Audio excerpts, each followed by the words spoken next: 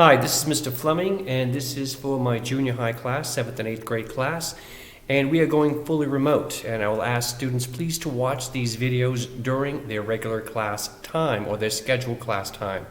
I will be doing Google Docs, and that's how I'll be doing my attendance. So you need to watch these videos during the regular class time. We are working on cartoons, and we've done several. We've worked on the 4 emotions, and this should be in your sketchbooks in which you have 4 quadrants and 4 very clearly emotions. We've also been working on cartoons, and many of you have cartoons. You passed them before the Christmas break.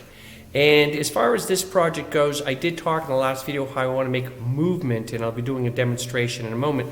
But before I go there, I want to talk about another principle of art which we can do with shape, tone, and color, which is called contrast, and anything that shows a real difference. And I want you to make that part of your drawing also. So you can see up here, as far as this quadrant, the 4 quadrants here, the black and white are so simple, but they add a lot to the drawing. And you can see here, even the lettering is done very well. You know what? What? I need you, K-N-E-A-D. I loaf you, L-O-A-F. And it's a play on the words of I need you, I love you. Very clever. The joke is funny, the imagery is funny, but that black and white adds something to it. So keep that in mind. It really is important. And even though this is a very good drawing and the contrast is working, more contrast on black and white would actually add a lot to this one.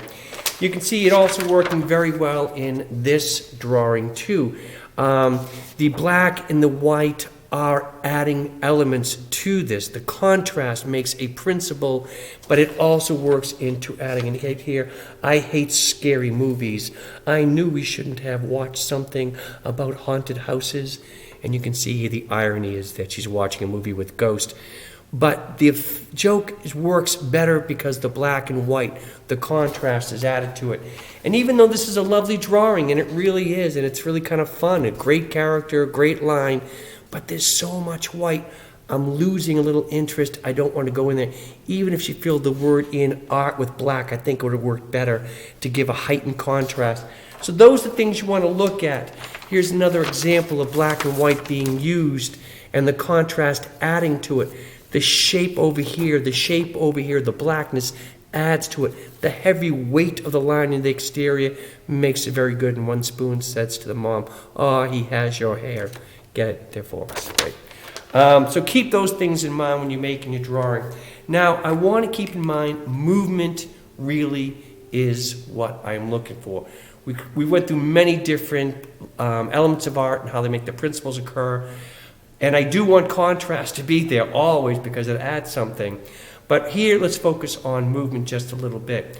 Now, before you go there, you have to make a decision. Do I want to go horizontal? Do I want to go vertical? Do I want 1 frame or do I want 4 frames? That decision is up to you. That is an artist's decision. You can over here, before I got started, I did a series of thumbnails. I have ideas. Over here, I'm working on this thumbnail here, and I have a character coming into it. He kicks the ball hits the wall, comes back and hits him in the face. That's a sight gag. Notice that this drawing really is just a wicked, very quick and nondescript thumbnail sketch. Over here, I'll make a better drawing from this idea.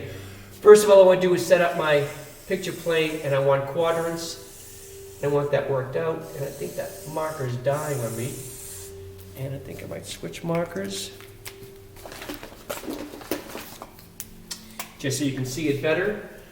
And this works much better. There are my 4 quadrants. Now, we talked in class about foreground, midground, and background, and that should be always in your mind when you're composing drawings. Here's my picture plane. Now I can do it I can make a line right here, and that's going to give the illusion of a foreground. I'll make that line smaller, or thinner rather, and that's going to give the illusion of a midground.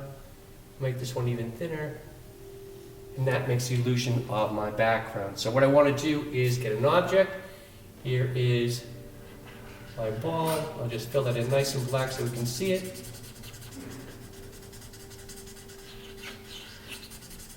and then I'll make my figure come into it. So when we have a spine, here are my hips, here's my knee, and there's my foot. Here's my shoulder. Notice what little circles where all the moving parts are. And here's the shoulder, and the arm goes off the picture plane. So here's my picture plane, he's running into it. Here's my character, and there's the ball right there. So again, here is my foreground. I make this line a little bit thinner, and even thinner back here, and there's my background. I can do that with lines. Here's my character. Here is my spine. Here are my hips. Here are my shoulders. Here's my elbow. There's my hand. And my knee, my foot, my knee, and he kicks the ball. And there's the ball right there. And there's my second action. So I have the character coming into the picture plane. He moves close to the ball. He kicks the ball. The ball is now moving off the picture plane. So here's the ball coming back here. Now I may want to emphasize this position a little bit better with move lines. And I can even do that over here too, just to help give the feeling of movement. All right, our character, I gotta make him, again, I'm gonna put an S-curve in my spine. There are my hips. Here are my shoulders. I make circles for the moving parts. Here's his knee. Here's his foot. Here's his elbow. Here's his hand, elbow, hand. And he has his head up in a defensive. Here's his face right there so you guys can see it better. Now the ball's coming back to him. I make my third drawing. Here's my S-curve. Here are my hips. Here are my shoulders. And my guy is now flipped upside down.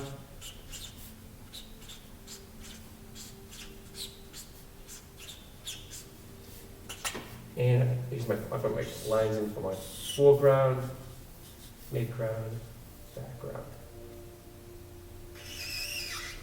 foreground, foreground, midground, background. All right, so there we have our character, and there we have our motion. That would be my thumbnail, my rough sketch, and I'll take this to make a final draft. I am looking to have a finished product for you.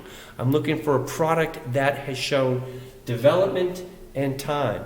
You are home. For every day you are in school, I'm expecting 1 hour of drawing in your sketchbook. Now, there is planning to go in that. There is some reading also, I understand. But 1 hour devoted to this class, and I want a physical manifestation of the work you're doing in your sketchbook. At this point, we know the drill. We know how it works. I will be placing this video on LMS for January 11th. Please look for more videos and times. You need to watch the videos during those times. I will be doing office hours. So thank you for listening, and remember to make art, because art won't make itself. Goodbye.